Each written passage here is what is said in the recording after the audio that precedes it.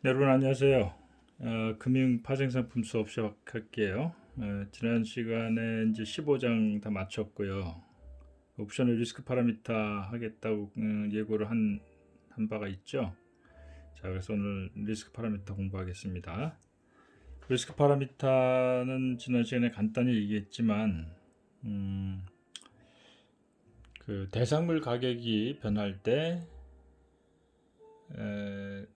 옵션의 가치가 얼마나 변하느냐, 그런 등등 대상물 가격이라든지 옵션의 가격에 영향을 미치는 요소들이 한 5가지 있다고 했죠. 대상물 가격, 또 행사 가격, 이자율, 만기, 그리고 옵션의 대상물 가격의 변동성, 이런 것들이 있어요.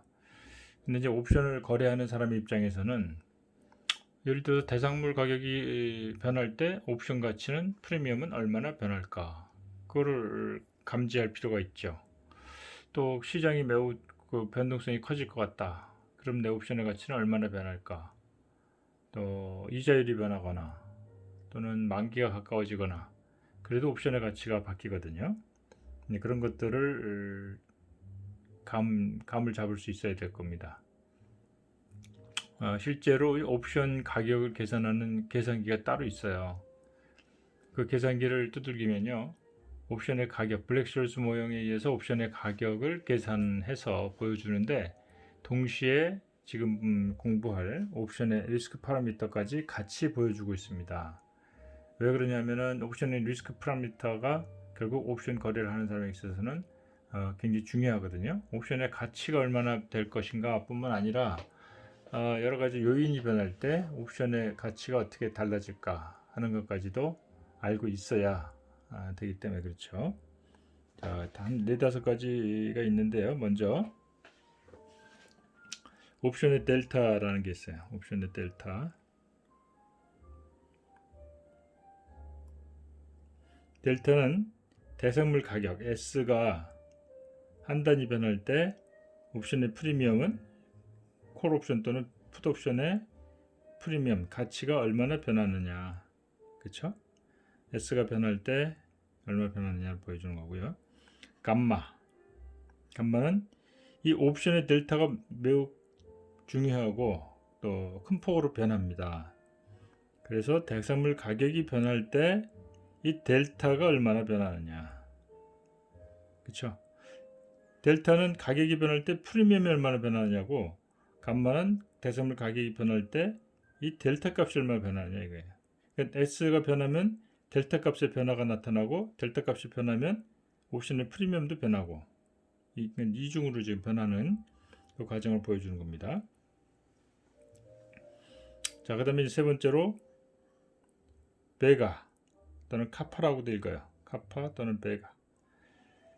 변동성이 한 단위, 예를 들어서 1% 커질 때 또는 1% 작아질 때 옵션의 프리미엄이 얼마나 변하는가 이겁니다. 그러니까 시그마 변동성이죠. 이 값이 변할 때 프리미엄이 얼마나 변하냐. 그 다음에 세타, 이거는 시간을 의미합니다. 만기가 한 단위 변할 때 보통 하루가 더 가까워지고, 그러니까 날짜 하루 지나면 만기 하루 줄죠. 그러니까 옵션의 장전 만기가 감소함에 따라서 프리미엄이 얼마나 변하는가를 보여주는 겁니다. 자, 그 다음에 이제 로우라는 게 있어요. 로우는 이자율이 1% 변할 때 옵션 프리미엄이 얼마나 변하느냐, 이런 얘기를 합니다. 그래서 옵션 거래자들은 대상 자산의 그 작은 가격 변화에도 영향을 받지 않도록 델타 이치를 해요. 델타 이치는 좀 이따 나올 거고요. 델타 값을 안다는 건 뭡니까? 대상물 가격이 변할 때 옵션 가치가 얼마나 변하느냐를 나타내는 것이죠. 그러면 그 델타 값을 알면은 이 대상물 가격이 변함에 따라서 옵션 가치가 이만큼 변할 테니까 거기에 대해서 내 옵션 포트폴리오가 영향을 받지 않도록 뭐 해지를 할 수가 있는 거예요. 그 해지할 때 그 비율에 의해서, 비율이 델타 비율에 의해서 하거든요. 그래서 그런 거를 델타 해지라고 불러요. 그런 다음에 이제 감마를 살펴보면 이 지금 해지를 델타 비율로 해놨는데 감마 값을 알면은 꼭 대성물 가격이 변할 때 델타 값은 또 얼마나 변할까를 알게 되겠죠. 델타 값이 변하는 만큼 해지 비율이 달라지는 거예요. 자, 복잡한가요? 이 얘기를 자세하게 다시 몇 번 들어보면 무슨 얘기를 하는지 알 수 있을 겁니다. 그래서 이제 뭐 감마값이나 배가값, 배가는 변동성에 관한 것이죠. 이런 것들을 아주 가능한 작은 값으로 유지하면 가격 변동이나 이런 거에 대한 영향을 최소화시킬 수가 있다는 것이죠. 자, 그럼 하나씩 살펴볼까요? 먼저 델타에 대해서 봅시다.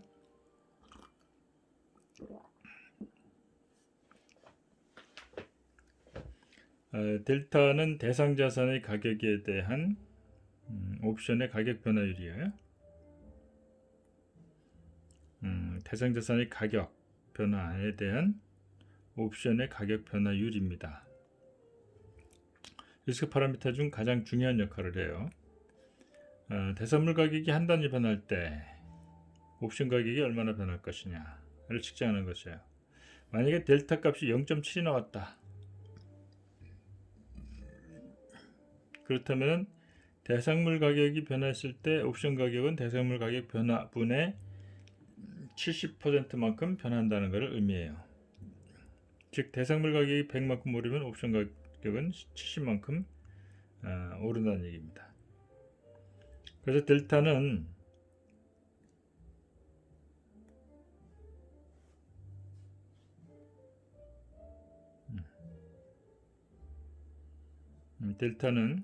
이거 좀 없애버려야겠네.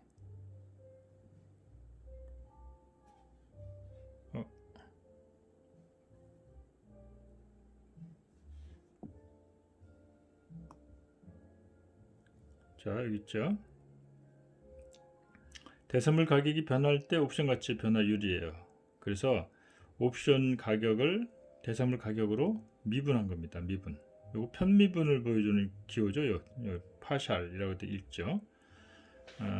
옵션의 가치를 대상물 가격으로 미분한 거예요. 옵션 가격 공식 앞에서 배웠죠. 지난 시간에 브렉시올스 모델에서 옵션 가격 공식, 거기에서 대상물 가격이고 하나의 변수로 들어있잖아요. 그래서 옵션 가격 공식, 콜옵션 공식을 S에 대해서 편미분을 합니다. 그렇게 해서 나온 공식에 의해서 델타 값이 계산이 돼요. 이걸 직접 손으로 계산할 수는 없고요. 옵션 가격 계산하는 그 계산기에서는 자동으로 값을 계산해서 보여줍니다. 그래서 콜옵션 프리미엄을 대상물 가격으로 1차 미분한 것과 같다. 그래서 수학적으로 1차 미분은 그 함수의 기울기죠. 그래서 델타는 옵션 프리미엄 곡선의 기울기가 된다. 이건 수학적인 의미가 되겠고요. 자, 지금 여기 보여주는 표는 몇 가지 이제 그 기준을 설정해서 대상물 가격이 변할 때 옵션의 델타 값이 어떻게 되는가를 보여주는 거예요. 대상물 가격이 지금 100에 100이 104, 106 이게 등 가격이고요. 이제 외 가격 갈 때 98, 96, 94 여기 콜옵션이면 이렇게 되는 거죠. 그리고 이제 그걸 또 변동성이 10%일 때와 20%일 때로 나눴어요. 그리고 그걸 또 만기가 8주, 4주, 2주 이렇게 변화시켰을 때 옵션의 델타 값이 어떻게 달라지는가를 일일이 다 계산해서 보여준 겁니다. 그래서 대상물 가격이 오를 때 어떻게 델타 값이 어떻게 달라지는가, 대상물 가격이 내려갈 때 어떻게 달라지는가. 지금 행사 가격은 100으로 되어 있어요. 그래서 대상물 가격이 오르면은 콜옵션인 경우에는 뭐예요? 내 가격이 되겠죠. 떨어질 때는 외 가격이 되겠고요. 그래서 이거를 각각의 계산해서 보여준 거예요. 이거를 이제 그림으로 그려보면 이런 모양이 나옵니다. 변동성이 10%일 때와 20%를 따로따로 봤고요. 대상물 가격이 오르면은 델타 값은 1에 가까워지고 떨어지면 0에 가까워지고, 풋옵션의 경우에는 이렇게 돼요. 마이너스 오르면은 0에 가까워지고 떨어지면 마이너스 1에 가까워지고, 뭐 이런 모양이 있다는 거 그냥 참고로 알아두면 되겠고요. 여러분들이 이 표에 나와 있는 그대로 뭐 변동성이 커지면 어떻게 뭐 얼마큼 더 커지고 뭐 가격이 오르면 얼마큼 더 커지고 하는 요 표의 내용의 특징에 대해서는 그냥 참고로 보기 바랍니다. 자, 한번 그 내용을 좀 정리해 보면요. 대상물 가격의 변화 효과, 머니니스 이펙트라고도 이름 붙이는데, 등가격 옵션의 델타는 약 0.5가 돼요. 표를 보면 여러분들 확인할 수가 있어요.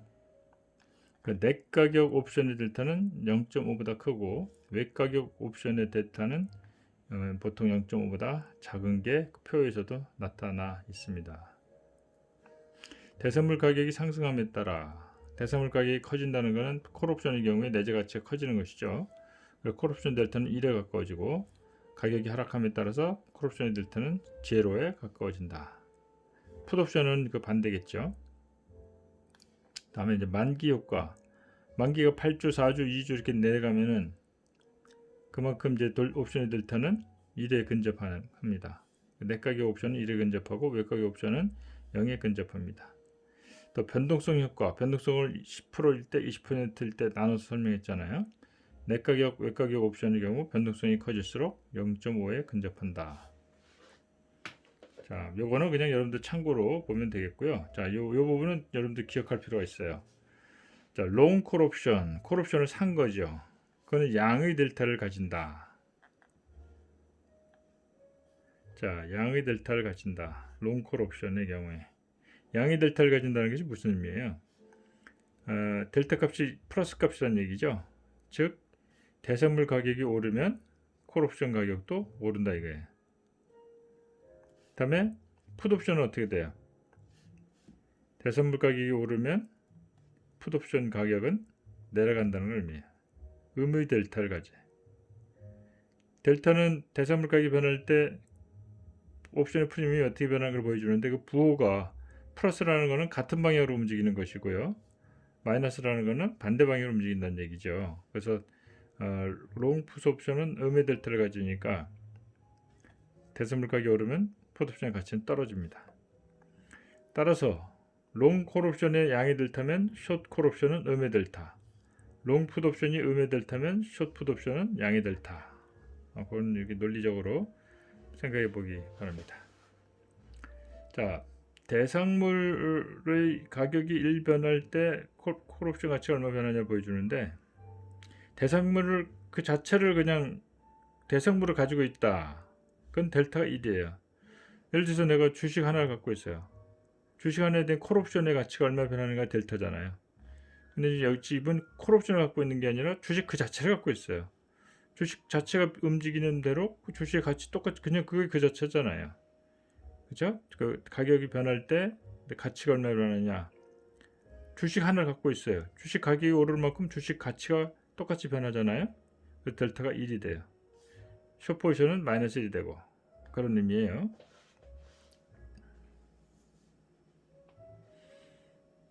자, 얘기는 앞에서 얘기가 된 거고요.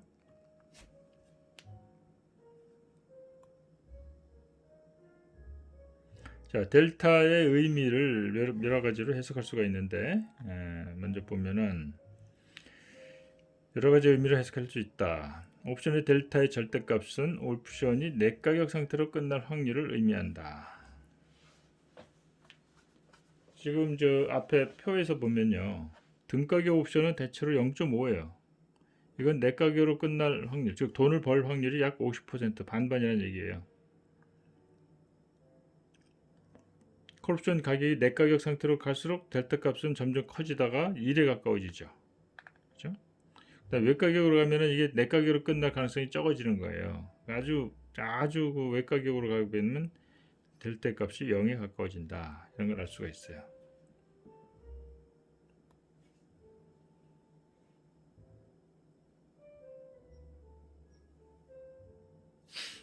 자, 둘째, 옵션의 델타는 해지 비율이다. 아까 해지 비율 얘기했잖아요. 예를 들어서 델타 값이 0.2가 나왔다. 그러면 대상물 가격이 1 상승하면 콜옵션의 경우입니다. 콜옵션 가치가 0.2가 올라가요. 대상물 가격이 1 떨어지면 콜옵션 가치는 0.2 떨어져요. 그렇죠? 그럼 내가 콜옵션 한 개는 주식 100주잖아요. 그렇죠?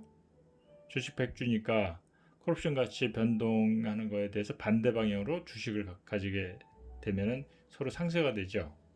그래서 이제 콜옵션이 주식 100개를 살 권리인데 그게 0.2라면 주식을 100개 중에서 0.2에 해당 20%에 해당되는 20개를 팔아 놓으면, 그렇죠? 그러면 콜옵션 가치하고 주식하고 서로 그 가치가 반대로 상쇄가 되기 때문에, 그리고 델타 값만큼 20%만큼만 주식을 매도해 놨기 때문에 서로 똑같은 가치 변화가 생깁니다. 반대 방향으로.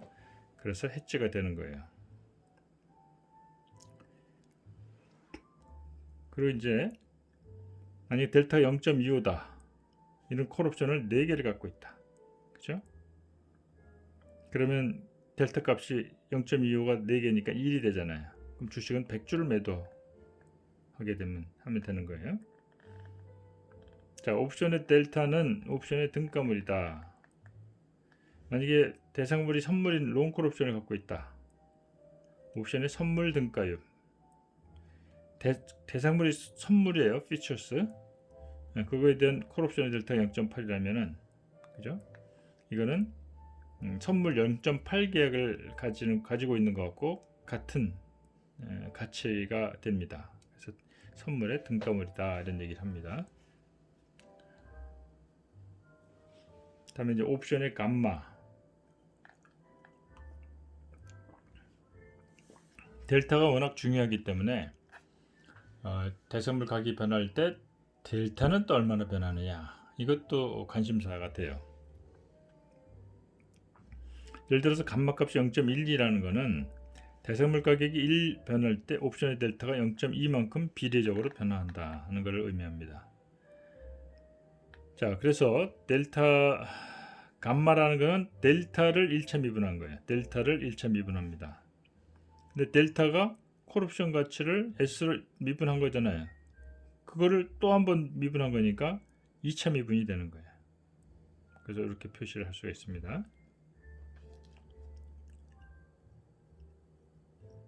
감마값이 크면은 해지 비율도 바뀌죠. 델타 값이 크게 변하니까. 감마값이 작으면은 델타 값이 작게 변하니까 해지 비율이 조금 변해요. 자, 앞에서 우리가 델타는 해지 비율이라고 그랬잖아요. 근데 이제 그 대선물 가격이 변할 때 그 델타가 얼마나 변하는가 나타내는 게 감마예요. 그래서 감마 값이 크다는 것은 그 해지 비율이 크게 움직인다, 그걸 의미하는 것이죠. 감마 값이 여러 가지 시나리오 하에서 어떻게 변하는가를 일일이 다 계산해서 델타 값, 감마 값 이렇게 계산해 봤어요. 그랬을 때 이제 가격이 변하면 어떻게 되는가, 그죠? 예를 들어서 100이 98에서 100 사이 있을 때, 예를 들어서 10% 변동수를 기준으로 하면 0.10, 0.10, 0.7, 0.005 이렇게 작아지고, 그죠? 등가격일 때 제일 높다, 뭐 이런 의미를 해석할 수가 있어요. 그게 여기 설명이 되어 있는데요. 다른 조건이 일정하다면 풋옵션 될 감마와 콜옵션 감마가 일정해. 이건 부호가 같다는 거예요. 같은 그 의미를 가진다. 감마는 등가격 옵션일 때 가장 크고 내가격, 외가격으로 갈수록 작아진다. 만기가 가까워짐에 따라 델타가 매우 불안정하게 움직이기 때문에 만기가 짧아짐에 따라서 감마는 빠른 속도로 커진다. 변동성의 경우를 보면은, 변동성의 영향을 보면 등가격 옵션의 경우에서 변동성 효과가 가장 크다. 그래프상으로도 나와요. 밑에 16.4를 보면 등가격일 때 변동성이 변하면 그 감마 값이 가장 크게 변한다는 걸 알 수가 있어요. 자, 이 부분 또 기억해 놓을 필요가 있어요. 옵션의 롱 포지션은 양의 감마값, 숏 포지션은 음의 감마값을 가집니다. 따라서 롱 포지션을 가지고 있는 경우 대상물 가격이 오르면 감마값만큼 델타가 커져요. 플러스 해주는 거예요. 감마값만큼. 가격이 내리면 감마값만큼 마이너스 해주는 거예요. 작아지니까. 자, 이걸 기억해 놓으면은 뒤에 이제 여기서 표를 볼 때 잘 볼 수 있어요. 롱 포지션은 콜옵션, 숏 풋옵션이고요. 롱콜, 롱풋이 있어요. 감마값이 다 부호가 플러스예요. 그죠? 숏포지션은 감마값이 마이너스예요. 그죠? 그 다음에 이제 그 콜옵션 풋옵션에서 롱 콜옵션은 플러스 델타, 롱 풋옵션은 마이너스 델타. 그러니까 숏은 그것도 반대죠. 숏 반대가 되고요. 대선물 가격이 상승하면 감마값만큼 더해주는 거예요. 플러스. 대선물 가격이 하락하면 감마값만큼 마이너스. 그래서 이 부호의 어떤 규칙성을 여러분들이 이해를 하면 내가 갖고 있는 것이 콜이냐 풋이냐, 그것이 숏이냐 롱이냐에 따라서 델타 값에다가 감마 값을 더해줄 건가 빼줄 건가, 그리고 롱이냐 숏이냐에 따라서 또 감마 값의 부호가 또 반대죠. 그런 거가 또 관심을 가질 필요가 있어요. 여기 이제 예를 들어놨어요. 어떤 롱 콜 옵션의 델타가 0.6. 자, 롱 콜이니까 델타가 플러스 값이죠. 감마가 0.05예요. 그죠? 롱이니까 감마도 플러스 값을 가져요. 대선물 가격이 오르면 이걸 더해주죠. 6.65가 되고요. 대선물 가격이 내리면 이만큼 빼줘야죠. 델타가 0.55가 된다. 풋옵션의 델타는 부호가 마이너스잖아요. 그죠? 감마가 0.05다 라고 하면 가격이 오르면 감마만큼 더해줘요. 마이너스 0.6에 0.05를 더해주면 마이너스 0.55가 되고요. 내려가면 이만큼 빼주게 되겠죠. 마이너스 0.65가 되고, 이런 식이에요. 이렇게 롱이냐 풋이냐, 콜이냐 풋이냐, 롱이냐 숏이냐, 콜이냐 풋이냐, 대선물 가격이 오르냐 내려가느냐에 따라서 이 델타 값의 감마 값을 얼만큼 더해주고 빼주고 한번 이런 관계가 이해가 되면 이것을 계산하는 건 큰 문제가 없을 겁니다.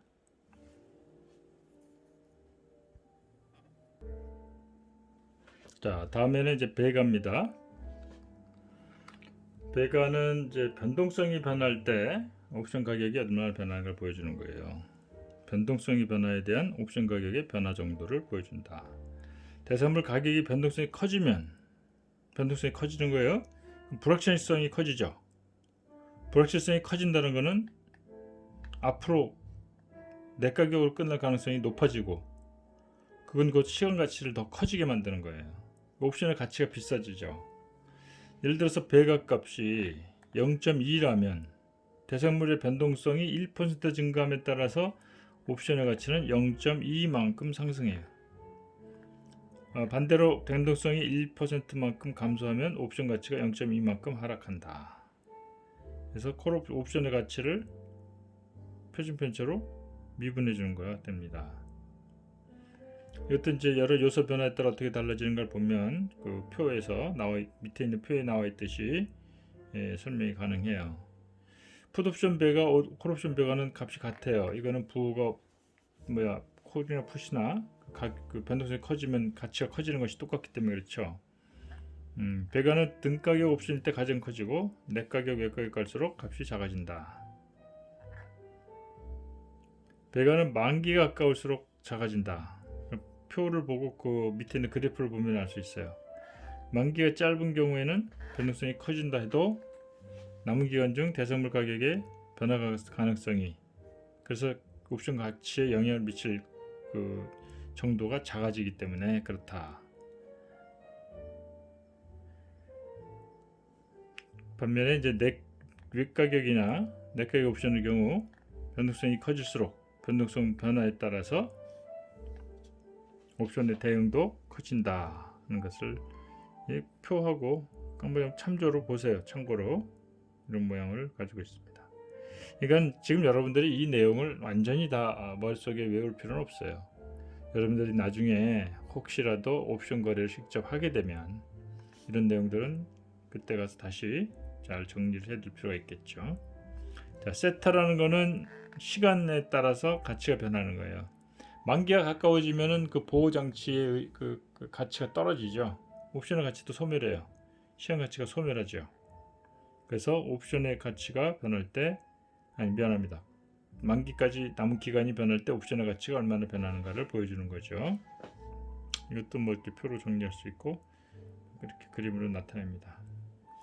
만약에 세타가 0.107인 옵션이 있다. 만기에 하루를 두면 옵션의 가치는 0.107 107 하락한다. 자, 다음에 이제 로우에 대한 얘기입니다. 금리 변화가 옵션 가치에 어떻게 영향을 주느냐. 즉 옵션의 공식에서 옵션 프리미엄을 이자율로 미분하는 겁니다. 정확히 말하면 편미분을 하는 거예요. 콜옵션의 로우는 양의 값을 가져요. 풋옵션의 로우는 음의 값을 가집니다. 이거는 이자율과 옵션 가치의 관계를 우리 앞에서 설명했는데 그걸 생각하면 이해할 수가 있어요. 금리가 상승하면 어떻게 돼요? 가지고 있는 돈으로 주식을 사는 대신에 콜옵션만 사면 남는 돈이 많잖아요. 그럼 유리하잖아요. 이자 수익이 커지니까. 콜옵션에 대한 보유하는 것에 대한 수요가 증가하죠. 콜옵션 가치가 상승한다. 풋옵션은 그 반대 생각하면 되겠습니다. 자, 쭉 보고요.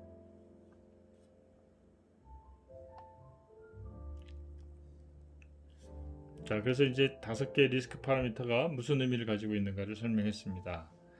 자, 다음에는 이제 포트폴리오의 리스크 파라미터를 볼 거예요. 포트폴리오의 리스크 파라미터.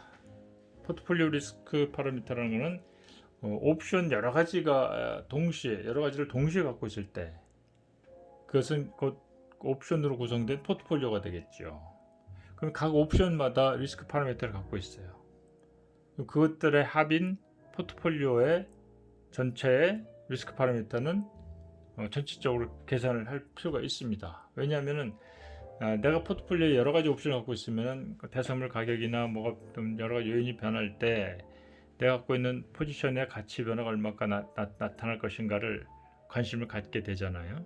근데 개별 옵션들의 가치 변화도 뭐 의미가 없는 건 아니지만 이 포트폴리오를 갖고 있는 사람 입장에서는 전체 포트폴리오의 가치가 얼마나 변할까 이게 중요한 관심사죠. 그래서 포트폴리오 중에서도 옵션으로 구성된 포트폴리오 전체의 가치가 개별 옵션에 영향을 주는 요인들이 변할 때 포트폴리오 전체 가치는 얼마나 변할까를 따져보기 위해서 포트폴리오의 리스크 파라미터를 계산할 필요가 있겠죠.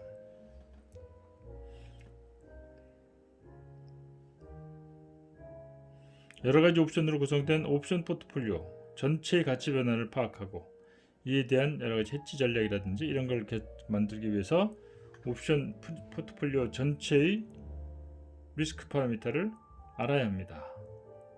자, 여기서 근데 다행히 옵션의 리스크 파라미터는 애디티브하다, 가법적이다. 무슨 얘기냐면 쭉 더하면 된다는 거예요.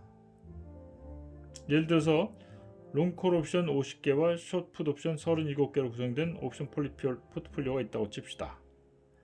그리고 이 풋옵션과 콜옵션의 각각의 리스크 파라미터가 표 16.6과 같다고 한번 가정하고 한번 예를 들어 볼게요. 자, 지금 여기서 보면 이 표에서 볼 때 콜옵션의 리스크 파라미터, 풋옵션의 리스크 파라미터 이렇게 주어졌죠. 그러면 50개의 콜옵션이고요. 37개의 풋옵션이에요. 근데 콜옵션은 롱이고요. 샀어요. 풋옵션은 숏입니다. 팔았어요. 따라서 델타 값의 부호가 달라지죠. 감마 값의 부호도 그렇고요. 자, 그러면 콜옵션을 샀으니까 델타가 양의 값을 가지고요. 그게 0.5예요. 한 개당. 50개니까 곱하기 50을 합니다. 그럼 50개 콜옵션의 총 델타 값은 25가 돼요. 225. 그 다음에 풋옵션이 있는데요. 풋옵션이 마이너스 0.35입니다. 37개 곱하면 약 13.0, 13이 나와요. 근데 마이너스인 풋옵션을 숏을 했으니까 부호가 또 바뀌죠. 그래서 플러스 13이 됩니다. 그래서 내 포트폴리오는 50개의 콜을 사고 37개 풋을 팔았어요. 그래서 두 개의 델타 값을 25와 13이 나온 거를 더해주면 38이 나옵니다. 이해됐어요?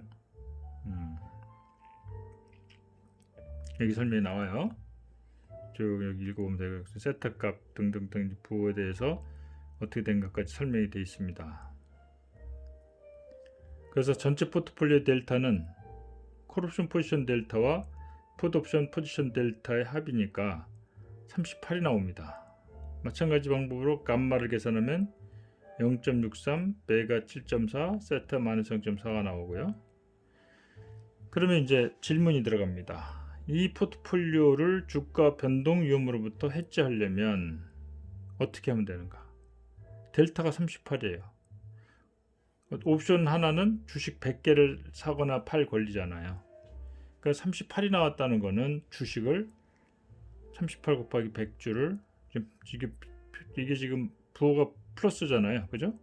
38 플러스에 3800주를 주식을 매도하면 되는 거예요. 매도. 그죠? 매도해야 된다. 여기다 동그라미. 그 대상 주식의 가치가 1만큼 오르면 포트폴리오 가치는 감마가 0.63이잖아요. 38.63이 돼요.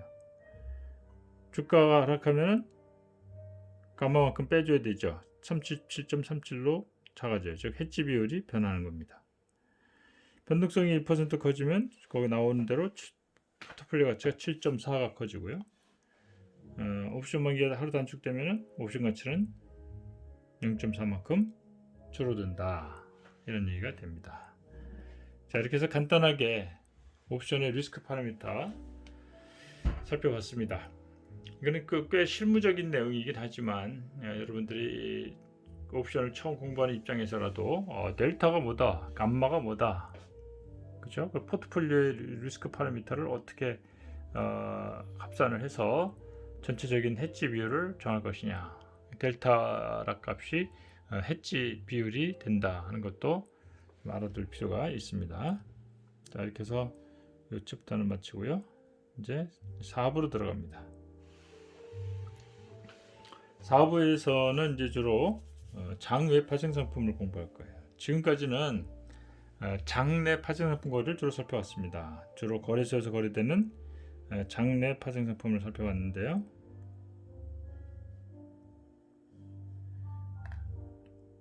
4부에서는 장외 파생 상품을 살펴볼 거예요. 일반 투자자들은 장내 파생 상품 거래에는 익숙한 반면 장외 파생 상품은 생소합니다. 그래서 지금 이 책에서 장외 파생 상품에 대해서 장내 파생 상품하고 똑같은 비중으로 다루고 있습니다. 대부분의 다른 선물이나 이런 파생 상품 관련된 교재들은 장외 파생 상품은 많이 다루질 않아요. 그래서 이 책의 특징은 바로 이런 장외 파생 상품을 좀 더 구체적으로 살펴본다는데 특징이 있습니다. 우리나라는 2002년도에 장외 파생 상품 거래가 허용이 됐어요. 장내 파생 상품은 1995년도인가요? 6년도인가? 하여튼 요 해에 이제 처음 도입이 돼서 더 오랫동안 거래가 됐죠. 한때는 이 우리나라 그 주가지수 선물 거래가 세계 탑이었어요. 거래량으로 따지면 옵션 거래도 세계에서 가장 많았을 정도로 굉장히 처음에 거래가 많이 이루어졌습니다. 그래서 장외 파생 상품이 거래가 허용이 되면서 증권회사에서 거래되는 여러 가지 투자 상품들이 굉장히 다양해졌어요. 다채로워지고, 그렇죠? 뭐 DLS라든지, 그죠? 이런 것들도 다 장외 파생 상품이고요. ELS, 뭐 이런 것들이 많이 있습니다. 자, 장외 이런 전 세계 파생 상품 중에서 이 좀 오래된 데이터지만 339조 중에 281조 달러가 즉 80% 이상이 장외 파생 상품이에요. 지금도 이 구조는 유효합니다. 지금은 거래 금액이 한 700조 가까이 됩니다. 700조 달러. 이런 장외 파생 상품은 주로 기업이나 금융기관들의 재무 위험을 해지하기 위한 것입니다. 그래서 자, 4부에서는 파생 상품을 어떻게 가격을 계산할 거냐, 장외 파생 상품의 가치 평가를 위한 기본 개념 하고 그 평가 방법들을 볼 거고요. 단순한 파생 상품인 선도 거래, 옵션 중에서도 이색 옵션, 수업 등에 대해서 살펴볼 거고요. 나아가서 이제 파생 상품과 결합이 된 구조적인 신상품, 그리고 현물과 판상품을 결합시켜 만든 하이브리드 증권, 이런 것들이 어떤 것들이 있는지, 그 무슨 의미를 가지고 있는지를 살펴보도록 하겠습니다. 자, 오늘은 여기까지 하는 걸로 하겠습니다. 여러분들 너무 또 이 그 강의 시간이 동영상으로 하니까 짧다고 불만을 가지는 학생이 있을 수 있어서 얘기를 하는데요. 여러분들 이런 걸 좀 이해를 해야 됩니다. 그 대면 수업을 하면 여러분들이 직접 눈을 보고 얼굴을 보면서 표정을 읽어가면서 내가 설명했던 거를 또다시 설명하고 반복해서 설명해, 이해할 때까지. 그리고 또 그런 부분에 대해서 예를 또 이것저것 막 들어주면서 여러분들 이해를 돕기 위해서 하다 보면은 뭐 수업이 그래서 좀 그 같은 시간을 하더라도 진도가 굉장히 느려요. 근데 이처럼 비대면 수업으로 해서 여러분들이 표정을 내가 읽을 수가 없잖아요. 근데 이거 내가 동영상인데 내 혼자 짐작을 하고서 반복해서 또 하고 또 하고 하면은 이 강의가 동영상으로 보는 게 가뜩이나 지루한데 같은 걸 또 반복해서 설명하면 얼마나 더 지루하겠어요. 그래서 이제 그런 부분들이 생략이 돼서 이 비대면 수업을 하게 되면 굉장히 이 진도가 빨리 나가요. 대면 수업하는 거에 비해서. 그러다 여러분들이 공부 분량이 너무 벅차죠. 그러다 보니까 75분 수업이라도 뭐 한 40분 내외로 하면은 대면 수업하는 거하고 비슷한 분량으로 진도가 나갑니다. 그러니까 여러분들은 뭐 40분짜리 수업 테이프가 있다면, 수업 동영상이 있다면 그거를 2번 정도 반복해서 들어줄 필요가 있어요. 그래 이해하기 좁죠. 여러분들은 오히려 공부하기가 그러면 더 수월할 수도 있어요. 수업 시간에는 한 번 설명하는 걸로 휙 지나가 버리면 끝이지만 동영상 강의는 동영상이 남아 있긴 있으니까 이해가 안 되면 되돌려서 또 보고 할 수가 있거든요. 그런 장점도 있으니까 여러분들 동영상 강의하는 거 너무 힘들어하지 마시고, 그 남들 또 장점이 있구나, 긍정적인 면도 있구나 하는 그런 거를 생각하면서 즐거운 마음으로 할 수 있길 바라겠습니다. 자, 오늘도 수고했고요. 여기서 마치겠습니다.